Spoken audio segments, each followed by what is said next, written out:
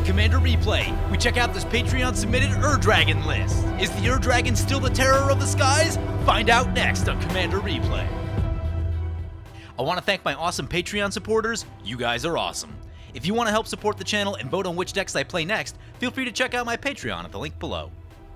Welcome back, everyone. Playing some Ur-Dragon today, and today's deck list comes from my very first Patreon supporter, Sean Mason, who's been a Patreon supporter for almost a year now. A couple weeks away on that anniversary, so thank you to Sean for being my patron for so long and supporting the channel. And today I'm showing off his signature deck, and that's the Ur-Dragon. This is a deck that he's been working on since its release, and he's asked me a number of questions about it over the past year that I've known him, and we worked on a couple things together. And in my personal opinion, I think it's a very tight-looking Ur-Dragon list. Whenever something new comes out and he wants to get something new in, it usually means cutting another already good card. So really interested to try this one out today. I've talked about it a bit on the channel. I am not the best Ur-Dragon player. The concept is simple: slam dragons, attack a lot, but how you get there with the 5 colors can be pretty complicated in my opinion. So anyway, excited to give this one a go, and opponent's gonna lay down a turn 1 Vampiric Tutor. So that brings it to our turn 1. We draw an Eternal Witness. What are we doing first turn? Path of Ancestry seems like the smart play right here. That'll come in tapped, and we will pass the turn like that. So, Child of Alara passes just to discard a Stinkweed Imp, so assumingly they're on some sort of dredge plan, and dredge with Child of Alara is not amazing. I don't know what kind of graveyard removal exists in this deck, but I'm sure it's going to be a problem for us. So, let us play this Command Tower. Nothing to do with 2 mana right here, so I guess we're just going to keep passing. Next turn, we're probably on the Teamer Ascendancy, and Solkanar does lay down a Soul Ring and a Rhystic Study. That's pretty good. That is mana ramp and card draw. Those are the things you want. Could be a bit of a problem. So Child of Alara laying down their first land on turn 2. In order to get that dredge, they do some dredging. They hit a Hedron Crab, some lands, Vampiric Tutor, Mystical Tutor. Well, 2 tutors in the graveyard. That's good news. So let us bring it back to our turn. We draw a Domri, Anarch of Bolas. No creatures in play, so that actually seems like a good one to go for, because that one is mana ramp. So lay down the Strip Mine, get the Domri. No mana left over to pay for the Rhystic Study, so opponent will get to draw. Let's plus this one time. Nothing to do with the mana. Get the plussing going. Start working up that loyalty. And we will pass the turn like that.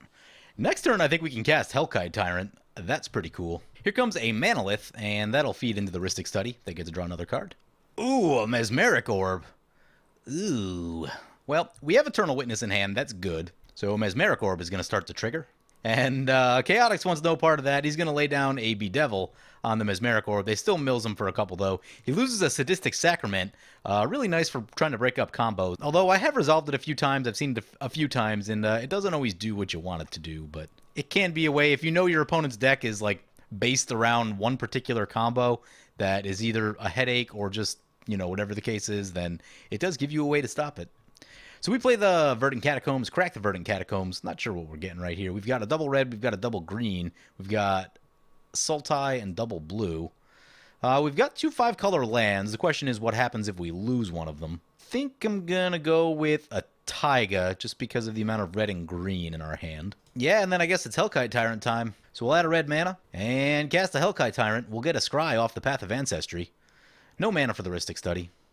And Hellkite Tyrant cannot be countered. We've got a Reflecting Pool on top. I think I like that. Let's keep making those land drops. Another 5-color land. That was one that I added in. The thing that imports deck lists onto MTGO hasn't been working right today. It's been annoying for me. So one land didn't make the trip, and so I just added a Reflecting Pool in its place. And if you have one of these 2 out, Reflecting Pool is going to be pretty good. Maybe less good if you don't. Here comes a clone. Uh-oh. Ha-ha. So, talking about what our opponents are playing today, first up is Useless Facts piloting this Halfdane deck. And Halfdane, if you're not familiar with it, is out of Legends. I actually own a paper copy. At the beginning of your upkeep, change Halfdane's base power and toughness to the power and toughness of target creature other than Halfdane until the end of your next upkeep. They lay down a clone, cloning our Hellkite Tyrant, which means they're playing a clone deck.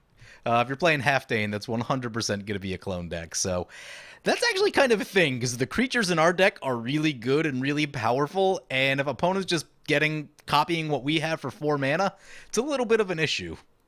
So opponent dredges the Stinkweed Imp, gonna cast the Stinkweed Imp, get themselves a flying blocker with essentially Death Touch. There's gonna be an upkeep Mystical Tutor for the Solkanar opponent. Opponent gets an Arcane Denial with the Mystical Tutor, so looking to hold up some counter magic.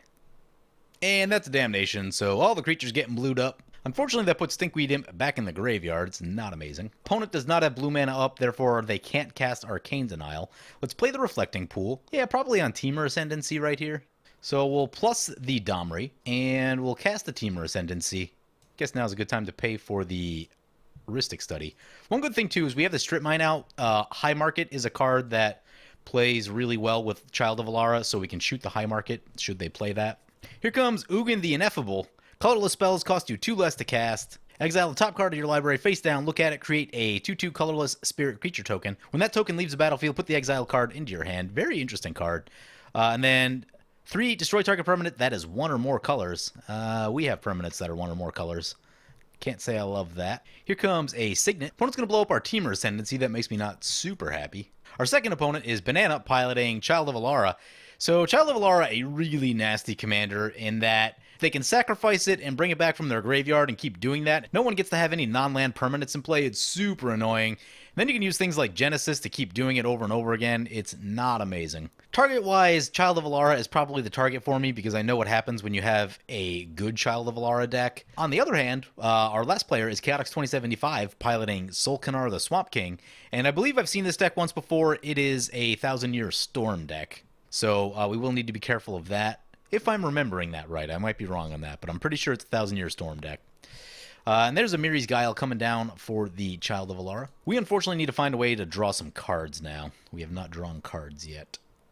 Here's a Trove of Temptation. Each opponent must attack you or a planeswalker you control with at least one creature, if able. At the beginning of your end step, create a treasure token. Only in red does that card need to have a downside. Any other color would just say, make a treasure token at your end step. Seems unnecessary, if you ask me. So we draw a land. Lands are okay. We're on 7. I mean, part of me wants to Eternal Witness for the Verdant Catacombs. Plus our Domri, make a green. Just don't know about that, though. Saw a Hedron Crab in there. I don't know if that's for self-mill. It might be. I think I'm going to get back the Temur Ascendancy. I think Temur Ascendancy is just too good for us. Now, granted, we need a creature for it to be good, but there are a lot of creatures in this deck. We should run into one eventually. Rhystic Study will continue to trigger. I mean, if we get the Verdant Catacombs, that makes us 1 land away from the Dragon. I think I'm going to go for Temur Ascendancy. Don't, love any of my options here. Arcane Denial. Arcane Denial is up. If opponent counters it, then we get to draw 2 cards. I'm okay with that. I'm okay with that trade right now. Rhystic Study will trigger. I'm going to tap out the Strip Mine, even though I was going to try to hold it up for High Market, just in case a High Market shows up, which it always seems to do. Yep, here comes the Arcane Denial. So we basically just traded that for card draw, and I'm okay with that. So we'll get to draw 2 cards, choosing 2. We get Niv Mizzet and a Demonic Tutor. Those are pretty good. How close are we to casting that Niv Mizzet? That's the next question. I think we can cast it. Ooh, yeah. That's what I'm talking about. And we have a Demonic Tutor. There's a lot of good stuff in this deck. I don't actually know what to go for. That's a Great Betrayal. Ooh. Great Betrayal is scary. Oh yeah, Expropriate's a card in this deck. That's probably the one we go for. I mean, that's probably the best card by quite a large margin, but still a few turns away from that. Niv Mizzet gets us dragons. We are in need of dragons, so that's a thing to think about. But as long as nothing gets terribly messed up before it comes back to our turn, I am thinking just cast Niv Mizzet and try to get that card draw going. Ooh, that's a Greater Good. Well, crap. Greater Good is an instant speed sack outlet.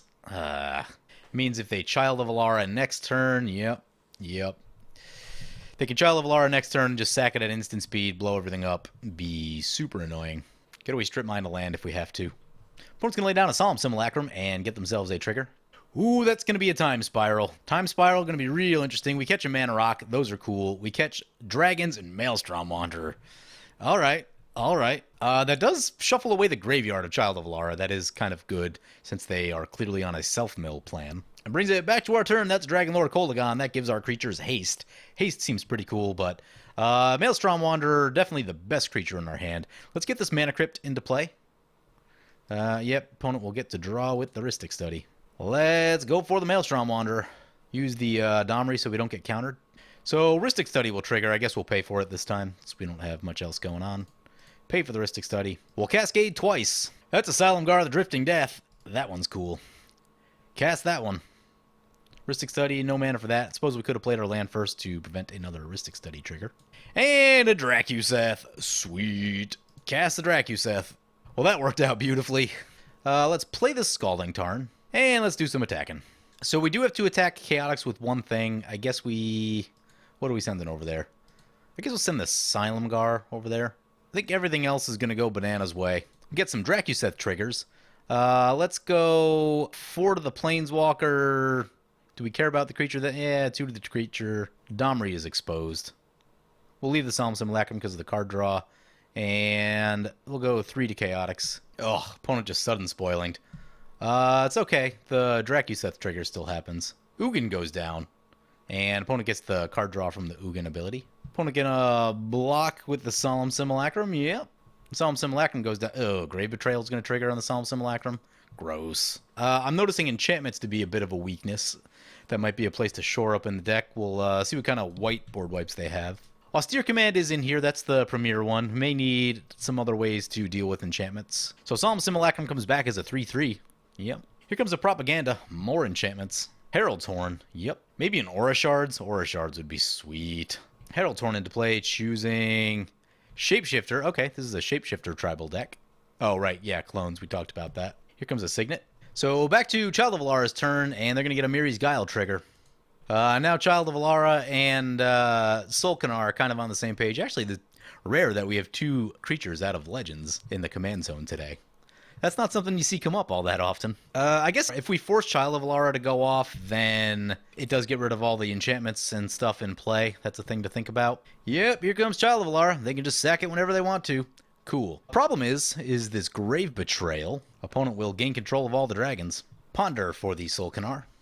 Pirate's Pillage. As an additional cost to this spell, discard a card, draw 2 cards, and create treasure tokens. Oh, I wonder if this is a Revel in Riches deck. Opponent asking them to blow up the board now so that I do not untap with a Teferi's Protection. We sadly do not have a Teferi's Protection in hand. Is there one in the deck? There is not one in the deck, so that's a thing that I would probably add. Here comes a Brainstorm. So Runescar Demon coming down for Solkanar. That's a pretty good one. Gives a nice flying blocker to what we have going on. Chaotix says he has the Great Betrayal covered. They're really trying to get him to board wipe. Oh, he's going to do it. So my plan was going to be to just not attack Child of Alara and beat up on the other 2. Oh, hey, opponent's going to get the Child of Alara. Even worse. So the Great Betrayal appears to be not covered at all. And opponent will get a bunch of things. Yep. Probably going to be on... Ooh, can we get the Ur-Dragon? Ur-Dragon won't have haste. Without haste, yeah. So I think Dragonlord Kolaghan and Dragonlord Ojutai is probably where we want to be. So opponent gets, yep, all the stuff. Eternal Witness, Child of Alara, Dracuseth. Oh, boy. Cool. Runescar Demon. We draw a Mana Drain. Mana Drain is very interesting.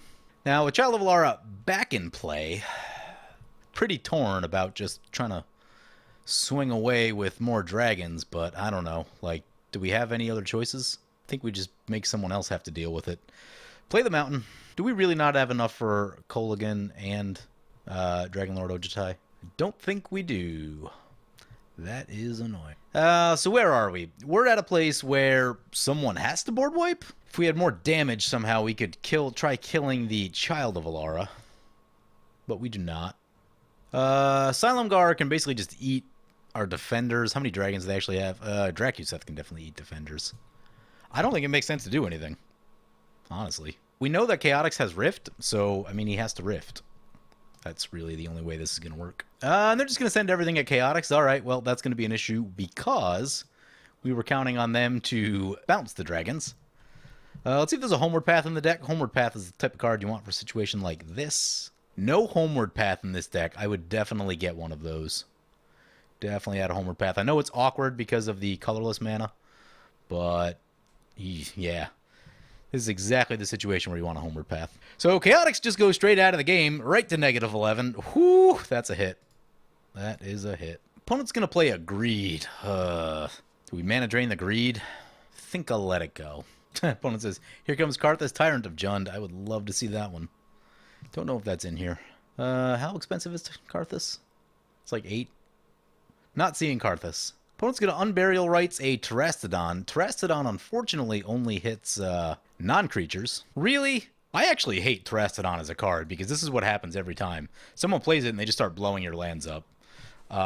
Like, it really makes me want to run Armageddon as a card. It is super annoying. Opponent says he misclicked, but... yeah, I don't know. Whatever. Should have Mana Drained that, but... there's no way to know. Opponent's going to draw a card with Greed. Yep. So we get 2 elephants, lose 2 lands. Ugh. Opponent's going to Vampiric Tutor. I mean, opponent will probably be dead before they can use that Vampiric Tutor. Spot removal, any kind of removal off the top to blow up this Child of Alara would be glorious. Hellkite Tyrant is not it. Play the Plains. Yeah, still board wiper bust mode, I think. Do we just run Ojutai out under the bus? It has hexproof, so it can't get burned by Dracuseth. That's a thing.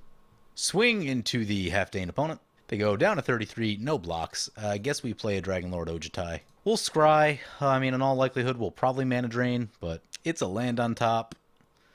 I mean, we don't have a way that'll put us on 8 lands. I don't think 8 lands does much. I think we need something stronger than that.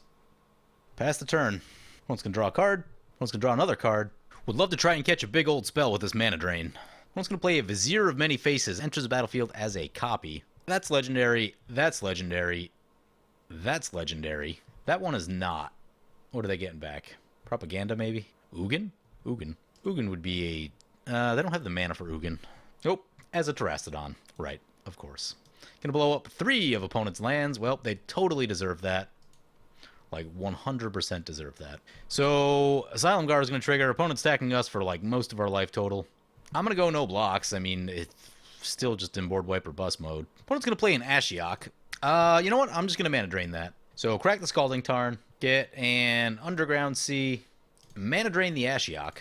And then we're basically just going to hope on a really big draw, maybe an Expropriate, which is a card in this deck off the top. So, that gets countered. And opponent's going to tap out and pass. Opponent's wide open in the air, actually. Really wish we could have hit something bigger with the mana drain, but what can you do? Hit the Sunscorch Regent. It doesn't help us out that much. We get 3 colorless mana. I guess we just play the Sunscorch Regent, hope to survive, just to use the colorless mana right here. We'll get a Scry. Sylvia Bright Spear, nope, that's not going to do it. Put that to the bottom. Cool card, though. Really cool card in this deck. Gives all your dragons double strike, and I'm down for that. 1 colorless floating, not going to do anything with that right here. Just hope to try to catch a board wipe or something. So swing into the Child of Alara opponent. Oh, opponent's going to Swords on our Ojutai. We gain some life. Go back up to 12. Play a Hellkite Tyrant and pass the turn. Opponent's going to Anguish Sunmaking on our Sunscorch Regent. Yep, of course. Sunscorch Regent down. Here comes a Sakashima. Opponent's going to copy the Terastodon, blow up 3 more lands. That's poetic justice right there. Yeah, I really don't like this card. I mean, it usually just says blow up 3 lands, and it enters the battlefield multiple times in a game, which is a real problem. I'm going to go no blocks. We go to -17. All of our dragons get swept away. Here comes a Phantasmal Image, making another Terastodon. Shooting the Swamp. Yep. 1 more Elephant token. So opponent going to go in for the final swing, getting all their lands blued up, save for this 1. Did they just survive at 1? They survived at 1. And down they go. All right, so as annoyed as I actually am about what transpired in the match, this is actually a really good time to make some changes to the deck. Because a lot of stuff happened in this game that I think illustrate weaknesses of this deck. Now, on its front half, the deck is very strong. You pump out some creatures, you swing with them, and you do a lot of damage, and people die pretty quickly. But when you start getting into metas with heavy interaction, and, Sean did tell me he wanted to start playing this deck against some other really good decks, that's where you want to have answers to specific types of problems. So the problems we saw in this game, one of the big ones is graveyard removal. Child of Alara was a graveyard deck, and the Grave Betrayal was a card that abuses the graveyard. So some graveyard removal right there would have been huge. So one of the things I think we're going to take a look at is Kaya's Guile. So this is really cool because it exiles your opponent's graveyards and not yours, so that's just really, really powerful. Other great abilities too, but graveyards are used so heavily now that Kaya's Guile is really a thing you want to be carrying if you're playing black and white. So let's get that in there. So another thing that we were weak to was enchantments, so I think that's going to be a call for Aura Shards.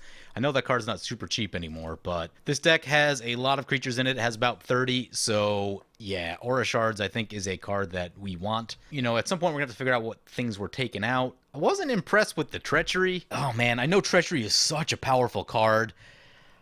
Whew. sort of have mixed feelings about cutting. Actually, you know what? Glorybringer.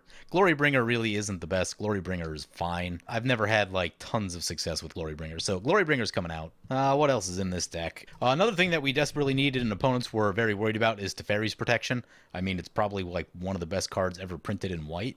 Another thing, too, is that there's very few 4-drops in the deck, which is not great. I guess you can cast your 5-drop dragons as a 4-drop.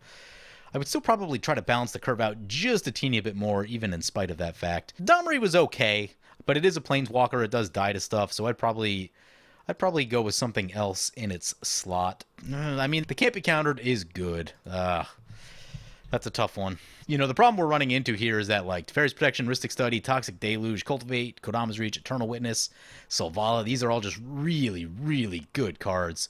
You know what? You know what card could actually probably come out is Dragon's Horde.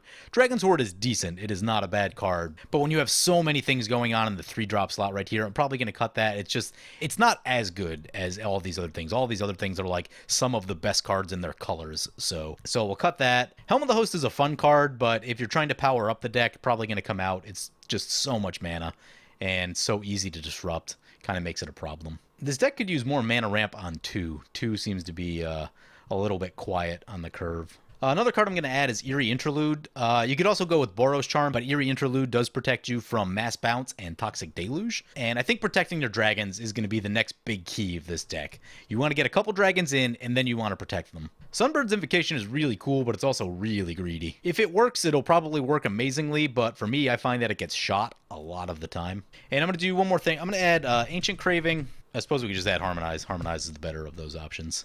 Although, double green versus single black, that is a thing to think about. I'm going to take out the Treachery. Like, I know individually Treachery is just a very good card and can completely disrupt our opponents. But I'm just going to try and see what happens without it. Like, in that game right there, it wasn't a super creature-heavy game. You know, at most of the points in the game, I don't think Treachery was really actually going to do that much for us. But there are definitely times where it's just a very good card. But we need to cut something, so out it goes. Steel Hellkite gives us answers to things, but that ability resolves so little of the time. That's the thing to think about. You know, I've actually been really unimpressed with Silumgar the Drifting Death. Like, occasionally it kills a couple things, but I don't know. It just, for me, it, like, just never seems like it does all that much. We do want to get that Homeward Path into the deck. That'll be really good if people either reanimate or steal your things. There's a Maze of Ith in the deck. Maze of Ith is a good card, but it doesn't produce mana, and that can be kind of a thing. I'm going to pull out the Maze of Ith. I'm going to add a Thaumatic Compass in. So looks like we have about 11 pieces of ramp in the deck. That's not too bad. You can certainly run more. There's not really like a limit to how much ramp you can run in the Ur Dragon. But all right, what are we taking out? Steel Hellkite. Steel Hellkite's not doing much for me. Get rid of that. One cut to go. Would love to cut a 3-drop. Think it's going to be the Domri. Domri out. So, made a couple changes. There's definitely more that I would make if I were building my own Ur Dragon from scratch, but starting with what's here already, we added just a little bit of protection for our creatures because we want to keep those protected. A couple minor tweaks in the lands. Got rid of a couple creatures that I think probably underperformed just a bit. But yeah, probably going to take this deck out for another spin. We will see what happens.